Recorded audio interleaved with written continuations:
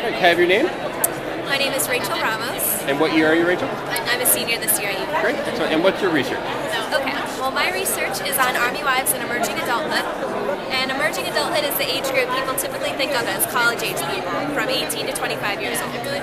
So I wanted to study Army wives, A, because it's a growing population of Army wives, considering the United States' involvement in other countries right now. And also because the Obama administration, specifically Michelle Obama, has made it one of her top priorities as First Lady to focus on Army families. So it's kind of a salient issue right now in today's culture. And also my personal connection to Army wives is through my cousin Michelle, who she's my age, we grew up together, and right out of high school she got married to a soldier and moved with him to Washington State at Fort Lewis. So once she got married, we kept in touch, and I saw like the distinct differences from her life and my life. Even though we were the same age, we had pretty much the same upbringing.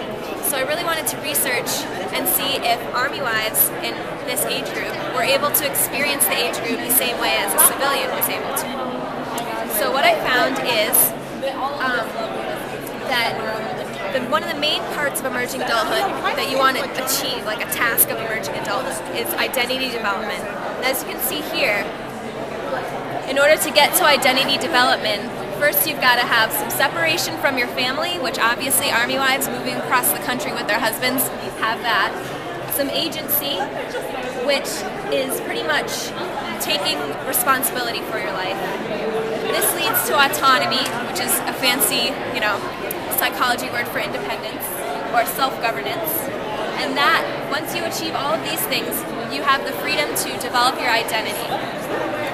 So in order to develop your identity, you need to have these three things first. And what I found when I interviewed Army wives was that there were sort of two groups. I interviewed 12 Army wives, and I found some of them are what the research calls a complementary wife, which is where you focus your life on supporting your husband or your spouse. So these Army wives did not work, they didn't go to school, and it wasn't because necessarily that they didn't want to, but because it was best for their husband's career.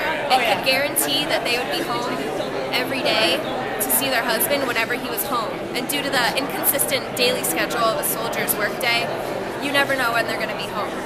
So it's easiest for them to just be home all the time, and that way whenever he comes home, they're there to greet him and spend time with him. Some of the quotes I thought were pretty salient were, these women who don't work and they don't have jobs, they get very bored and they get very lonely when their husbands go on training or on short missions.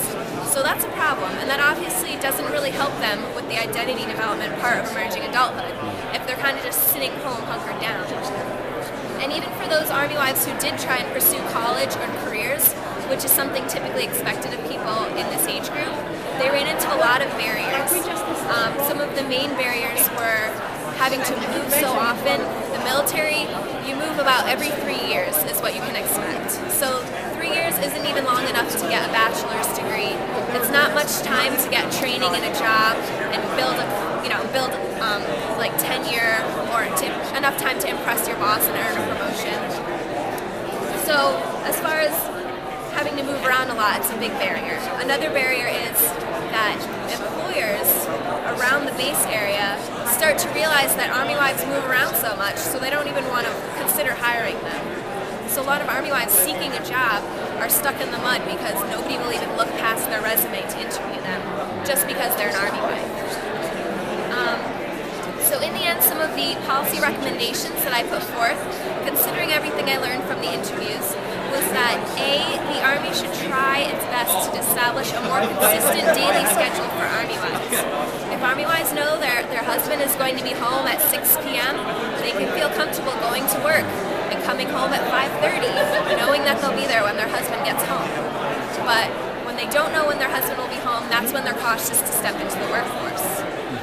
Another thing I recommend is that programs such as distance learning become nationalized. There should be more college courses out there offering online degrees and courses, because those are transportable. Women don't have to be in one place for 4 years at a time to get a degree like that. And also, I would like to see, as a recommendation, that bills such as the Trailing Spouses Act in Iowa are nationalized so that women who are forced to move because their soldier husband was transferred will get unemployment benefits while they're looking for a new job after the move. So that's kind of what I found, those two groups of women. And the way that private funding really helped this project was it helped me get there. Without funding, I wouldn't have been able to go to Fort Lewis all the way across the country in Washington to interview these women. I had my cousin as an informant, and she helped me figure out snowball sampling to get all the participants in line. And I got to stay right at the Army base and interview women, get to know them, talk to them, laugh with them, have lunch with them. And it really enriched the project just so I know who I'm talking about. When I think back on these interviews, it's not a voice over the phone or an email on the computer. It's like a face I can connect with. And that's honestly priceless, and I couldn't have done this project without that support. Great, thank you.